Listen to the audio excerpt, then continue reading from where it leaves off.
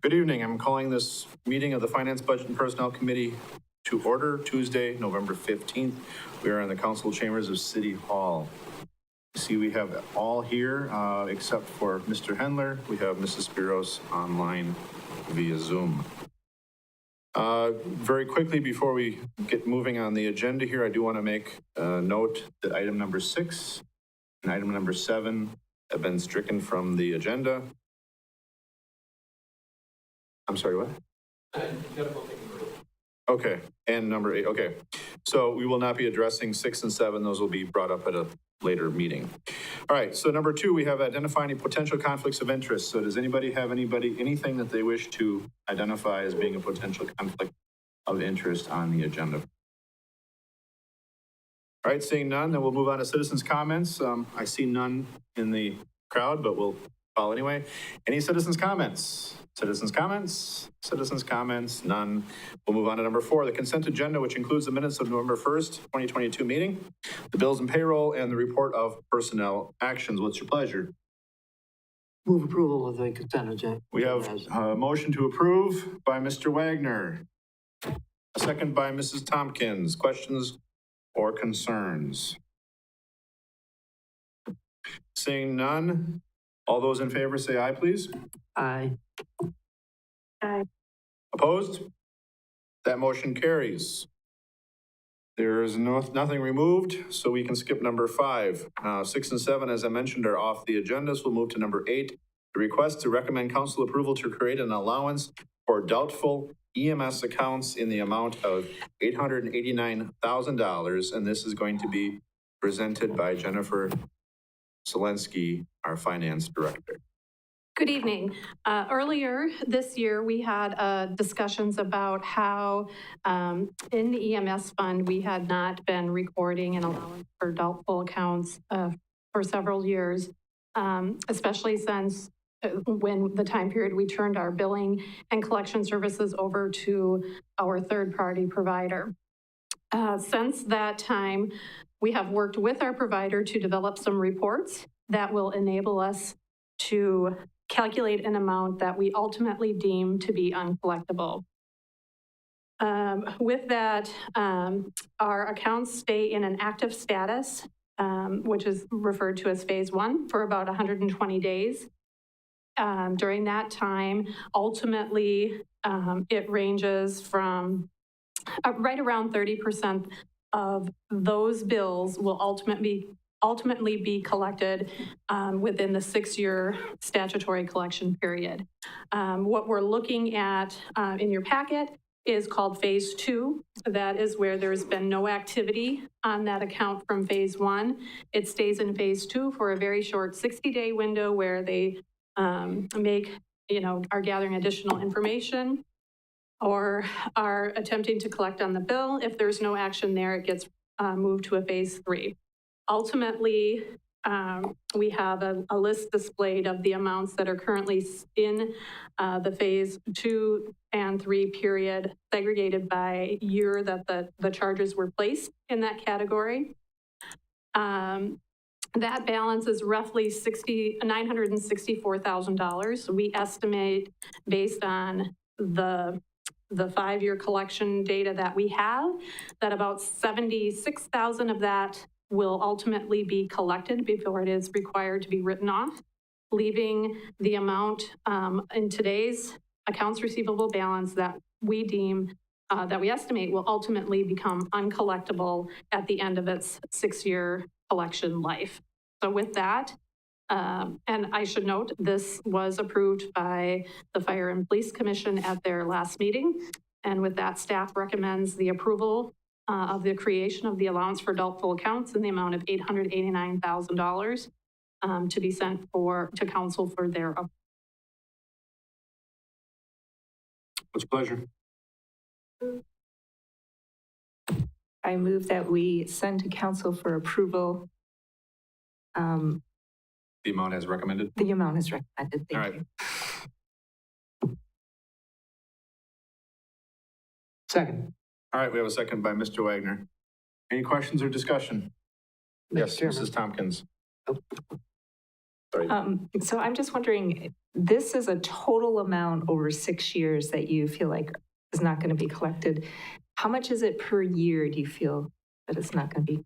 Okay, so if we took our balance of roughly, I don't know, 1.7 or $8 million today, that includes items that were placed in the collection phase dating back to 2017. So as of the time that we ran this report, which would have been the end of September, charges that were placed in collection in 2018 were $255,000, 2019, $365,000, 2020, $322,000, 2021, $267,000, and 2022, $174,000. And then once they get into that phase, there's very little collection activity. And so, that just kind of flows along, that if we had perfect knowledge back in 2018, we would have placed, roughly 200 and, maybe $30,000 in a reserve because we ultimately knew that wouldn't be collected now. So that's kind of how it's breaking out. And that's included in the second page of the memo. You have all of those amounts there. And it shows how much what our recovery percentage by year is. And that it changes a little bit by year, but really not much. It's ranging. We feel our estimated ending collection is going to be anywhere from 29 to 30% generally. Does that answer your question? Yeah, so if we put this amount in, we're kind of covering for 5 years, and then every year, do we need to be putting Yes. in like 200,000 to 300,000 in? This year, we estimated that amount, I believe, to be about 150, and we put that in the budget as an allowance based on an estimated amount. We have our gross billing, we have a mandatory write-off, and then what's left ends up in accounts receivable. And so we've applied that percentage estimate that we ultimately believe in 6 years from billings in 2023 that won't materialize. All right, and then one more question, sorry. So where are we getting the money that we're putting in to cover this, the 800,000? So this would be an expense, and so it's a reduction of fund balance. This entry will drive the fund balance negative for 2022, given they had not in total. So it will drive the unrestricted fund balance negative because there will still be a fund balance that applies to their net investment in capital assets, which is a non-spendable line item. So they'll still have a positive fund balance as a fund, but that it'll show a negative unrestricted fund balance, meaning a deficit in available cash. How this has been displayed now is we've only seen negative cash. And so each year that gets zeroed out and becomes a payable to the general fund. So the general fund has had a due from the EMS account for roughly at the end of 2021, that was $620,000. So by booking this entry, it kind of matches that negative cash amount that we had, and it will be reflected in the fund balance itself. Okay, thank you. Mr. Wagner. Thank you. Jennifer, I'm looking at the balance sheet report for 2022, period 10, that was just mailed out to us, I think this week or last week. And it says an ambulance accounts receivable, we're still showing an account balance of $1,409,000, but we're showing in period net change of a negative figure of 65,897.10. Isn't that basically that 65,897.10? That's the negative amount you expect for all of 2022 or just for that month?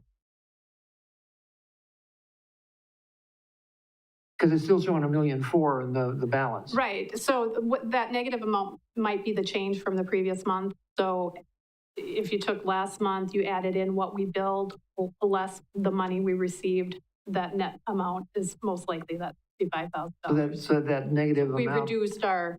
That negative amount is actually cash received. Yes. net cash received, because you would Was take that your, month, just that month, or? for a month, it could be, I don't have that in front of me, I'm sorry. It could be, if it's balance sheet, it could be on a year-to-date basis, unless the column itself says, month change. It's either a month change or a year-to-date change. So you take your previous balance, you add in your receivables that you expect to collect from your billings, and you take out the cash you paid. And if that went down, it means you collected more cash than you billed Okay, from previous month's collection. all right, I'm just gonna let it sink in for a minute. Okay, Fine. sure. Okay, just one other question for you. You mentioned that, that some of these negative balances had, for at least for your calculations, go back to when LifeQuest took over. Was there a mechanism for showing uncollectible accounts in any of the fire department ambulance divisions bookkeeping system before LifeQuest? I couldn't find one. In our chart of accounts from that time, in our GL details where we had a separate allowance and bad debt expense account that we maintained.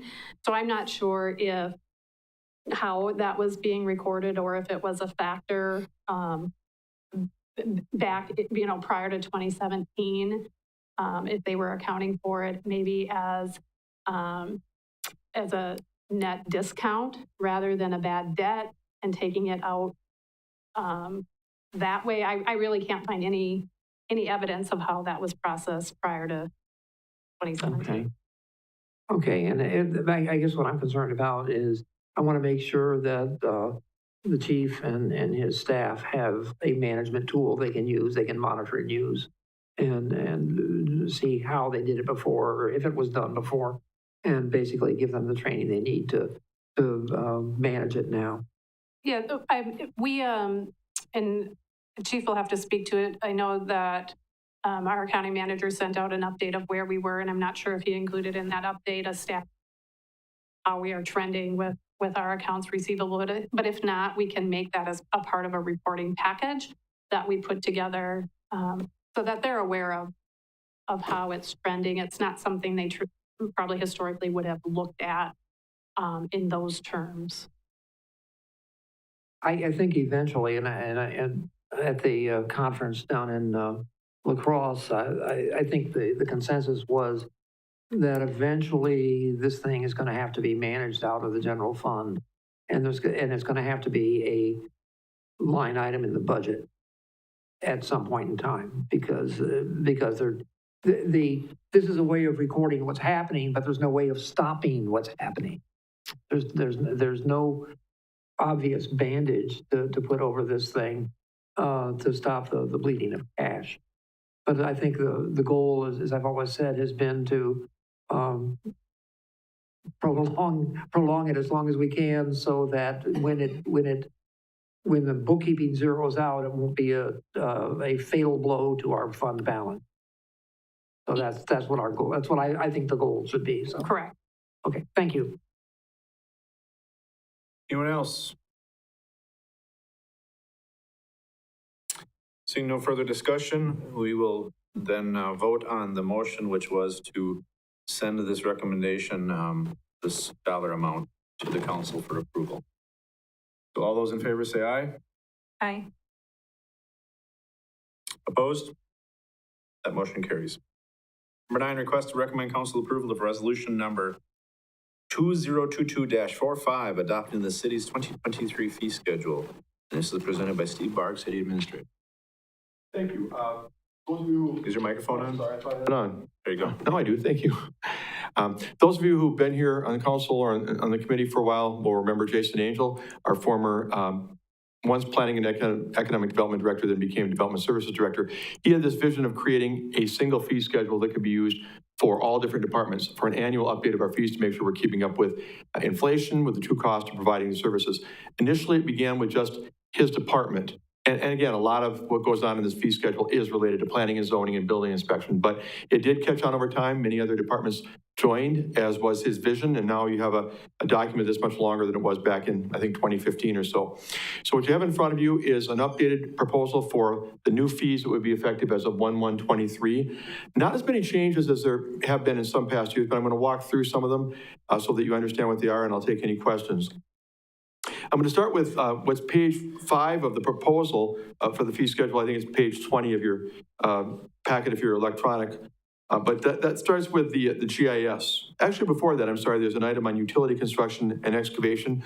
We've been trying to get at, again, the cost of having to patch up areas that have been worked on for some reason in the right of way. And so looking at increasing the cost a little bit that we charge to people for those openings. GIS has been changed a lot. You'll probably recognize the fact that that's largely because of technology. You see that we're, taking off the charges for laser printing, copies, inkjet plottings.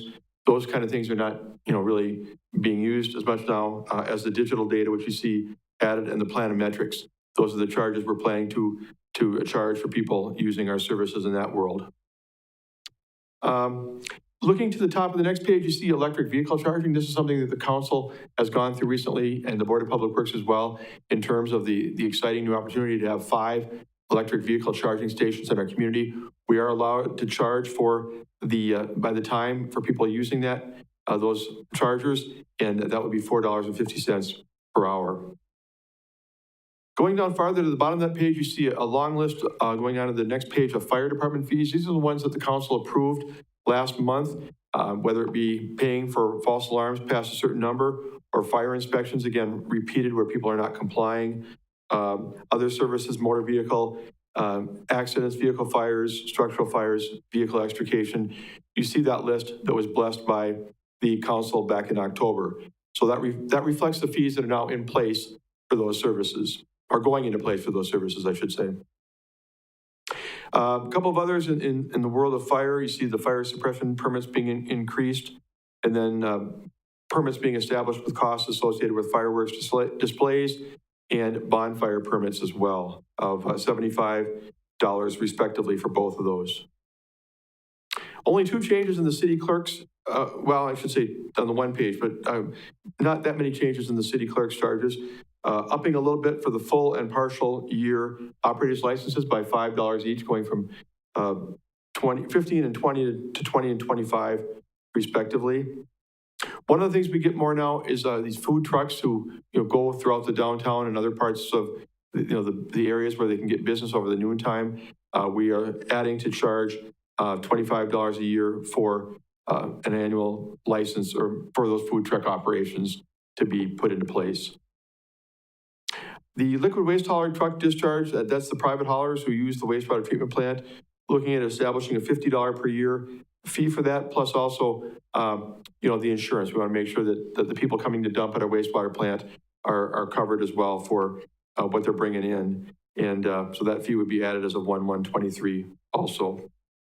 And then finance is a number of fees. I'm sure Jennifer can comment on them if you have questions, but they relate to things like point and pay, credit card payments, debit card payments, which is good. We want to have our services be more convenient for our customers who have long been looking to make payment to us in other ways, but reasonable fees can obviously be charged for those transactions, and we want to make sure that we're covering those costs.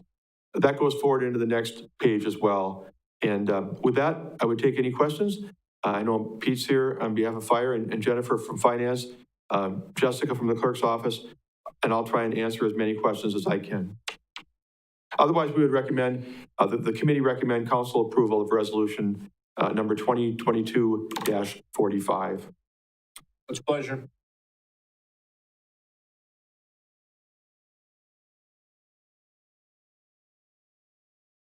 I move that we recommend resolution number, is it 2022-45? Yes. For council approval. Okay, I have a motion to recommend council approval of this fee schedule as presented, which is resolution number 2022-45. I'll second it. All right, we have a second by Mr. Wagner. Questions and discussion? Mr. Wagner? Like he had something to say. No?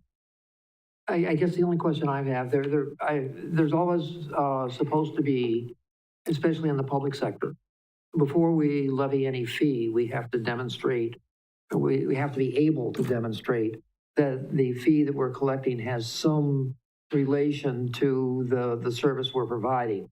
Do you feel comfortable with the, well, I'm looking at the e-check fees, the credit card fees, debit card fees. Are we paying something to have them use their credit cards and that sort of thing? I think I'll let Jennifer speak to the reasonableness of those, if you don't mind. Those are fees the city would pay for that convenience. We have the option to charge the user for those fees. Otherwise, those are fees that we would pay out of pocket. So those are identical to what those are Exactly the fee that the merchant has established. There is nothing, we don't upcharge the fee and keep a portion for ourselves for that convenience. It is strictly the merchant's fee. Is there anything in there about, e-check is like, I don't use a lot of that stuff. Anything that's linked to my checking account does not go over the air. You know, that's it. That's number one.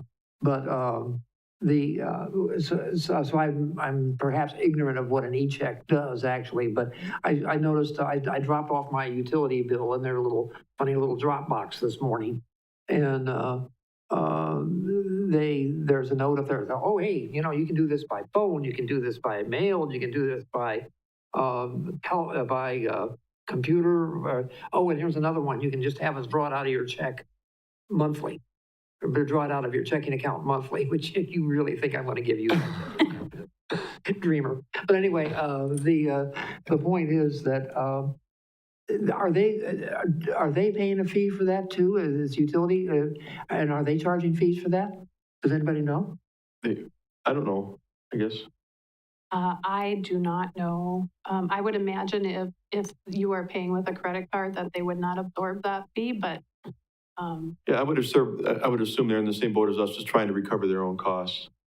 And again, I just want to add that, I mean, we've been criticized as other cities have been over time for not being as responsive to people's desire to pay in other ways. And I think it's good that we're doing this, and yet it's only fair for us to recover the costs associated with it. We're not doing this as a, philanthropy or something.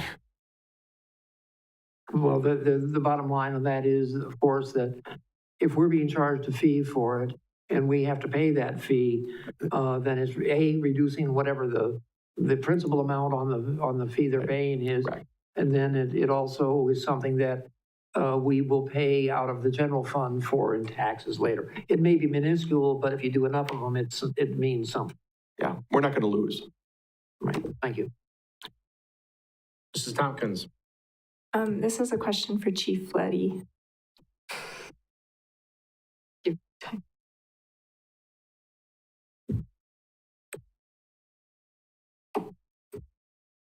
So this is all new, all of these fees that you're going to start tracking and charging. I'm wondering, are there any other instances where you would maybe need to be reimbursed for showing up at a scene? Yeah, we tried to make an all-inclusive list. However, there are other incidents that we do respond to, such as confined space rescue. We do incur some costs for hazardous materials response, but that is billed to usually the spiller for materials and things like that. But it's a pretty all-inclusive list for what we do. Tried to include everything, but missed a few things there. Okay. Because I know that we're just trying to deal with budgets and things like that. If there were other things that could be added, is it possible to add it later, or how would that? Well, yeah, I guess if there's no prohibition to it, I mean, we do this once a year. We ask our department heads to take a look annually at the reasonableness of the fees. Are we covering our costs? And we look at what other communities charge, just because Wausau or somebody else is charging more for different types of licenses or permits. We don't necessarily do that, but we want to make sure we're covering our costs. Could it be done on July 1st or some other time? I suppose so, unless there's some prohibition to it. Guess I leave that up to Chief Fletty's best thoughts on that. And we could certainly research and see what other departments are doing as far as confined space rescue. We do have standbys for that, in which we have to be ready. We'll get notified via phone. When businesses are entering a confined space, for instance, they will call us and let us know to be on standby. So we could certainly look at what other communities are doing in that respect. All right, thank you. Anyone else? I have a bunch of questions.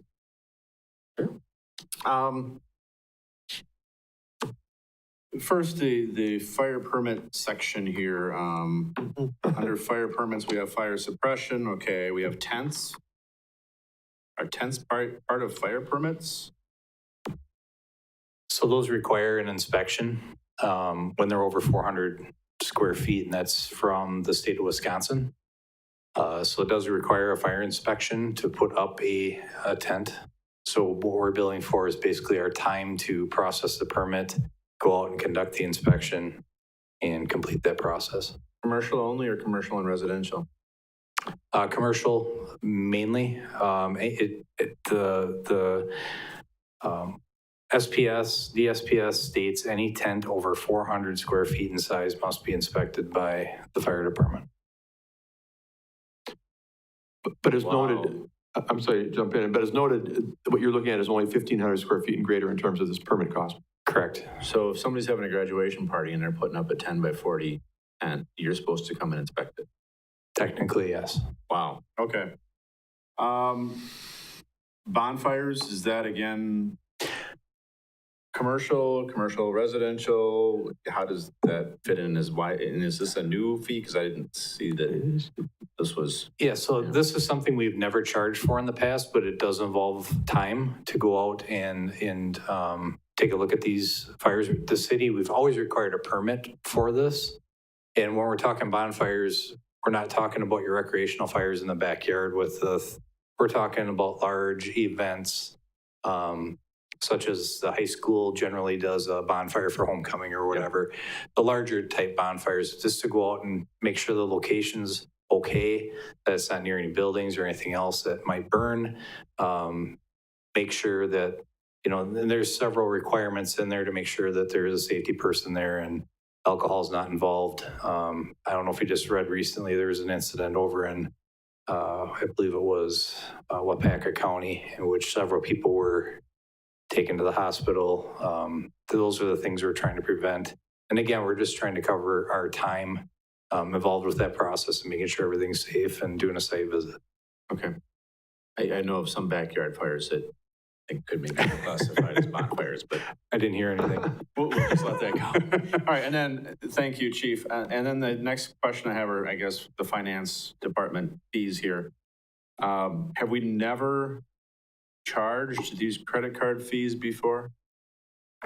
We have not. These have been always passed on to the consumer. I believe the intent was to give notice on our website in the fee schedule, but these have been charged to whoever is paying by those means. Okay, I find this to be quite confusing because I have a credit card fees for pet licenses, building permits, municipal court fines, and any payment made at the PD or Park and Rec at this one fee schedule.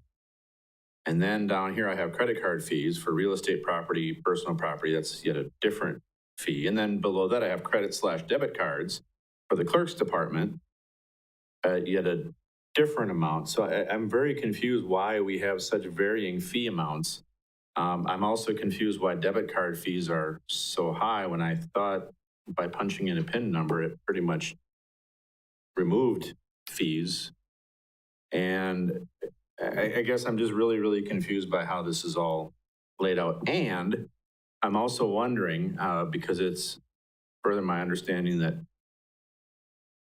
the cost of taking a check, a physical check from a payer, processing that check through the financial system and then physically depositing that check has a fee of its own that's sometimes more expensive than taking a credit card, where the credit card is actually more cost effective for, in this case, the city, than having to process that paper check.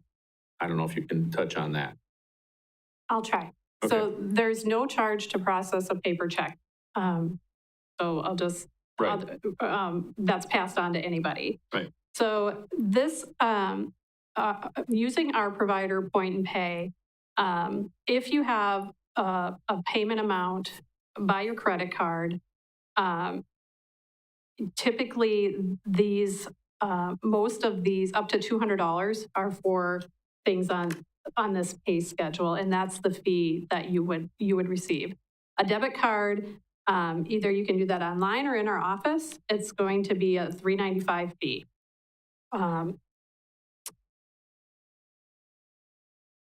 Okay, and those are going to be for these types of different transactions are going to have different fees. So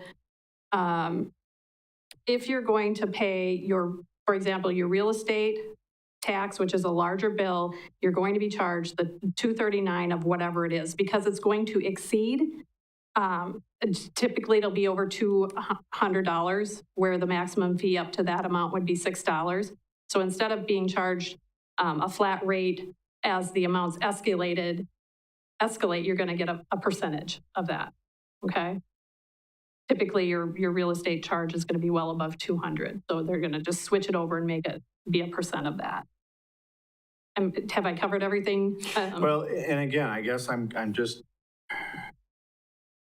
how is our credit card company charging us? Or are we using multiple credit card companies that one has a set fee of this dollar amount is this fee, that dollar amount is that fee versus this percentage fee? Because my experience with credit card companies is there's a transaction fee and then a percentage fee. And the percentage fee can vary depending on whether you're using American Express or whatever, because the amounts that the company is charging fluctuates so greatly.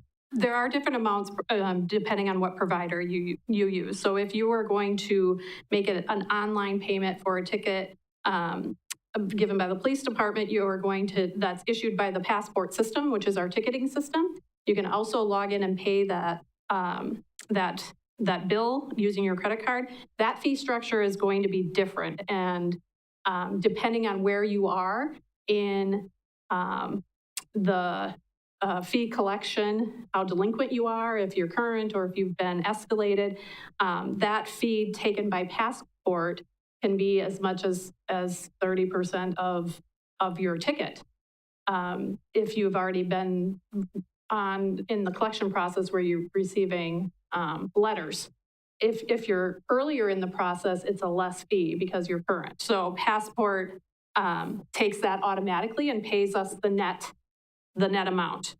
ActiveNet, which is the Parks and Rec system, will operate on a different fee schedule based on their criteria, and I don't have that here. It also varies on amount.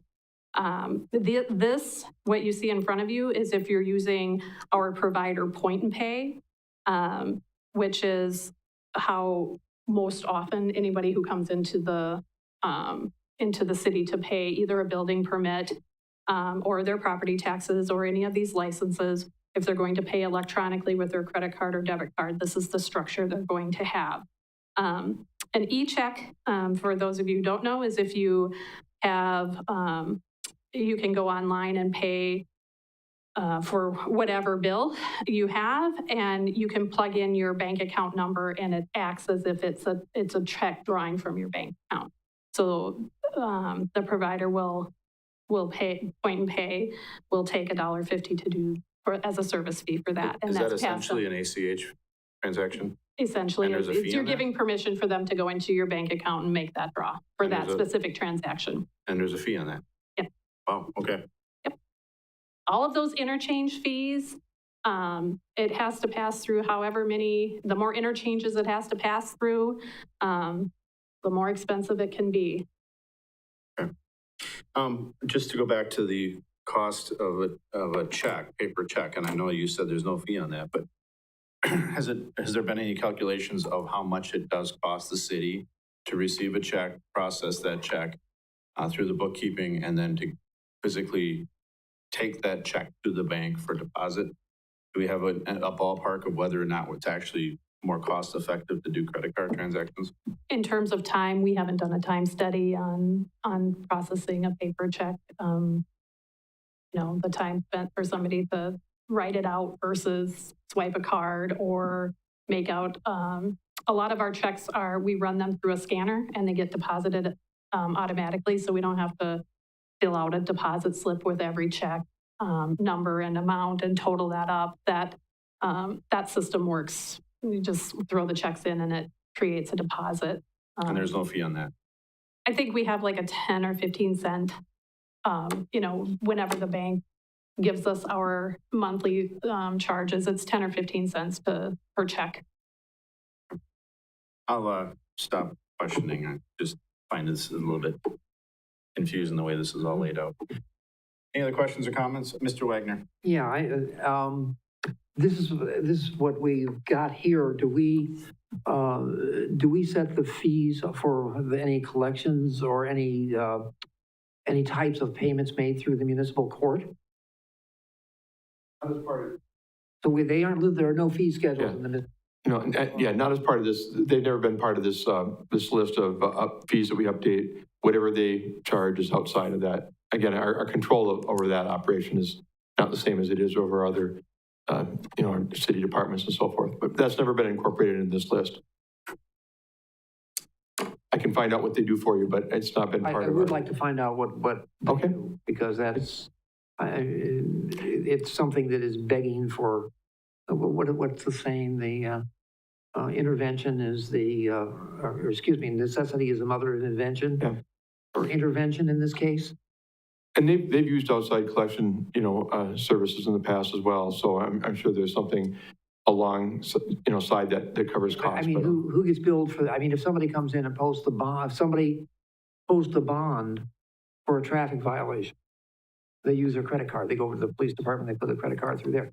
How do we, are we being charged for that credit card transaction? They would be using the point and pay, our provider point and pay, if they were going through that process. And that would be, so the city would be billed for that transaction? Right.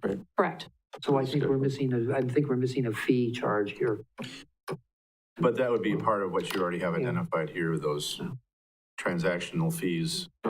Right. Police department. For pet licensing, building permits, municipal court So fines. $1.50, $3, $6, and then $3 for every turn over. Okay, I would be glad to ask, though, specifically about municipal court if you'd like and find out. I would, thank you. Yeah, sure.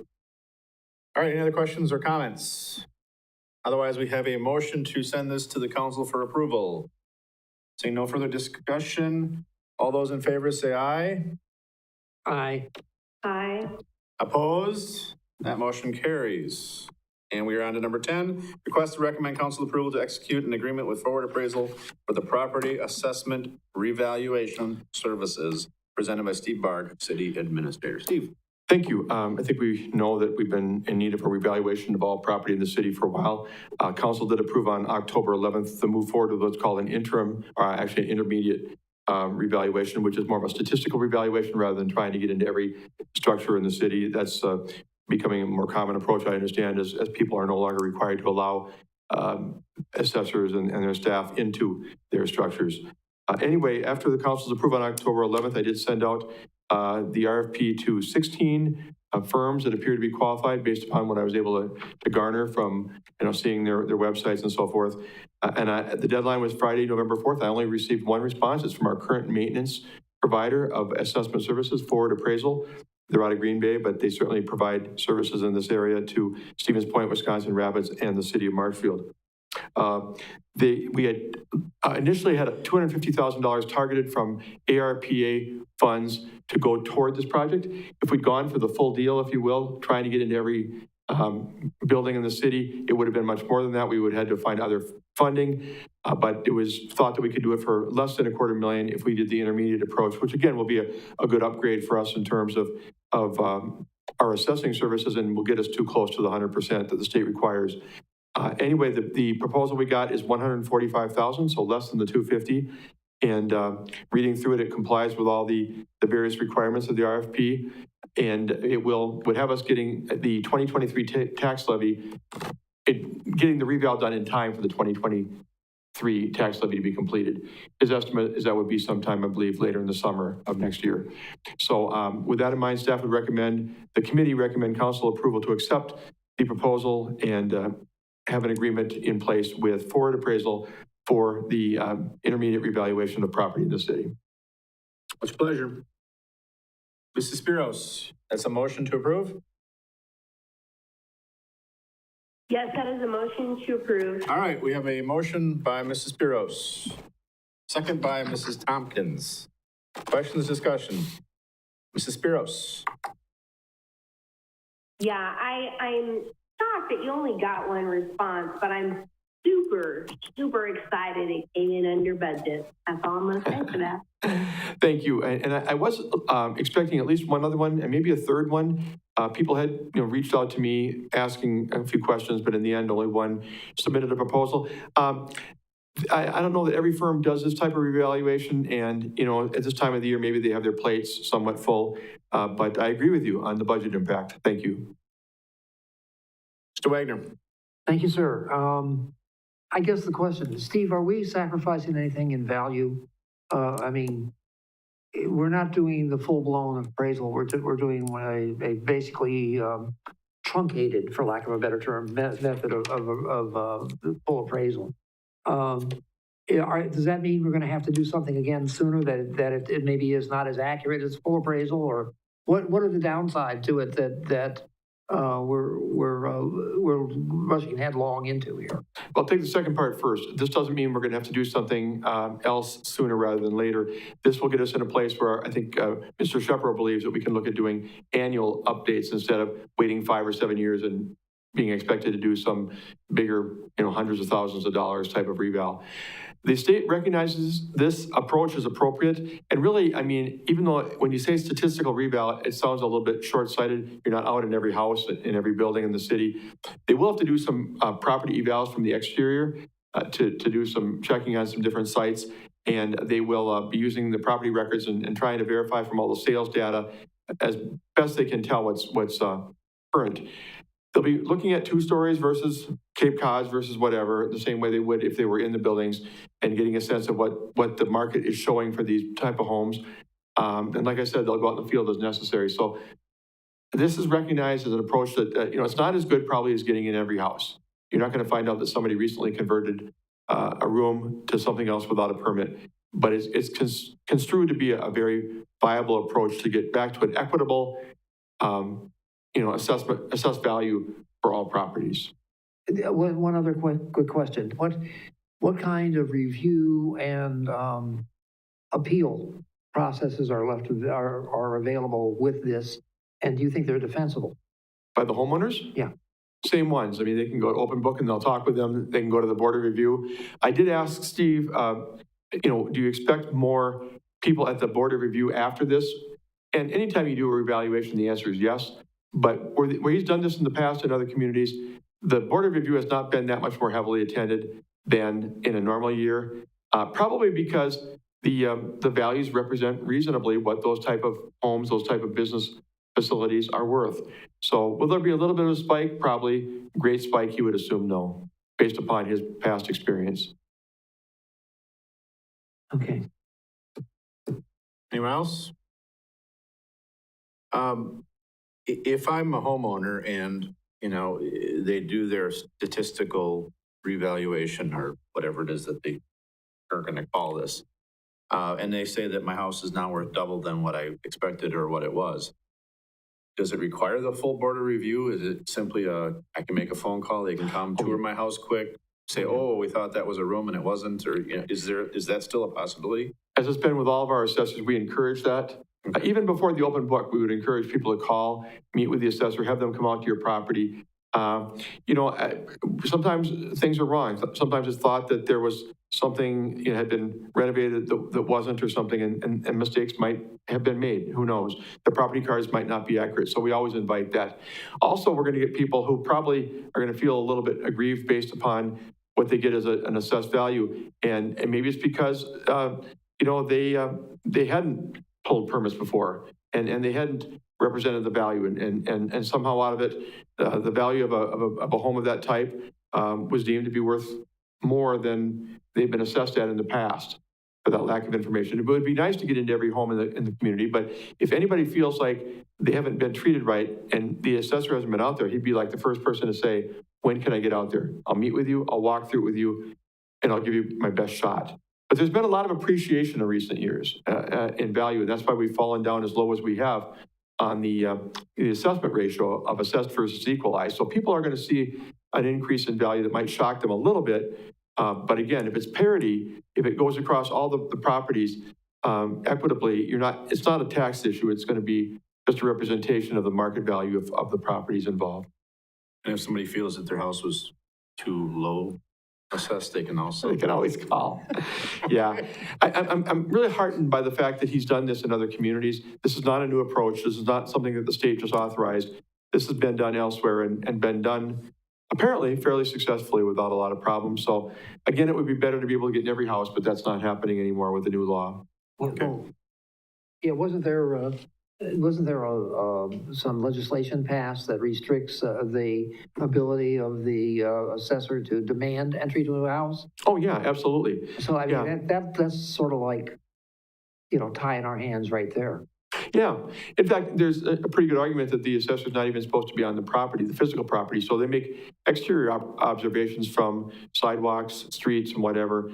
The state has really kind of determined that they're standing by property owners who feel. And then they tap our levy limit. We put a limit on our levies, and we can't do anything about the equalized value which goes into that. That's sort of like. No, don't get me started. Dirty pool.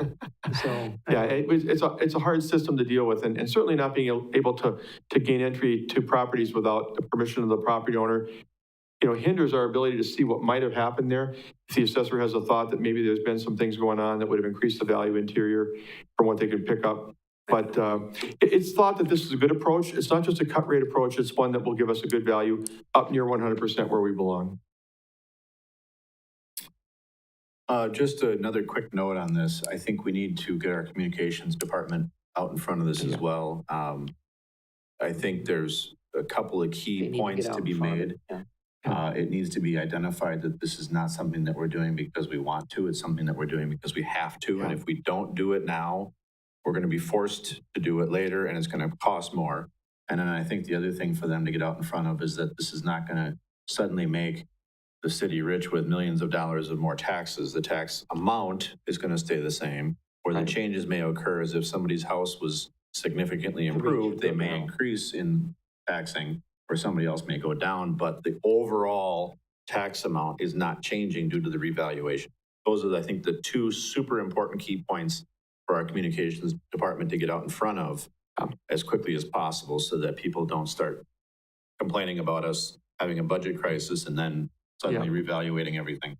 We will absolutely do that. The average person really does not understand the difference between the assessment process and the taxation process. And I don't expect them to, but when they find out that their home is going up from $200,000 to $230,000, they're going to immediately assume, like you said, it's the city trying to grab more revenue from them and that their tax bill is going to go way up. And quite honestly, if their valuation goes up from $200,000 to $230,000 for their type of home, it's going to be very likely that similar types of homes are going to see a reasonably similar increase. There will be some winners and losers. There'll be some that'll go up a little bit more than others based upon what's appreciating in the market. But it's not a revenue grab by us, and it's not going to be relate to exactly you go from 200 to 250, so I'm going to pay 25% more taxes. That's not going to happen. All right, any other questions or comments? All right, we have a motion by Mrs. Spiros and a second by Mrs. Tompkins to send this on to the council. So with no further discussion, all those in favor say aye. Aye. Aye. Opposed? That motion carries. All right. And then we're on to number 11, which is adjourn to closed session under Wisconsin Statute Chapter 19.85, Sub 1, Sub C, considering employment, promotion, compensation, or performance evaluation data of any public employee over which the governmental body has jurisdiction and exercises responsibility. Specifically, a request for variance from policy number 3.800 compensation. Do I have a motion to go into closed session? So moved. I have a motion by Mr. Wagner, a second by Mrs. Spiros. Roll call vote, please. Witzel, Yes, Wagner, Yes. Tompkins, Spiros. Yes. we are in closed session. We'll wait for a moment.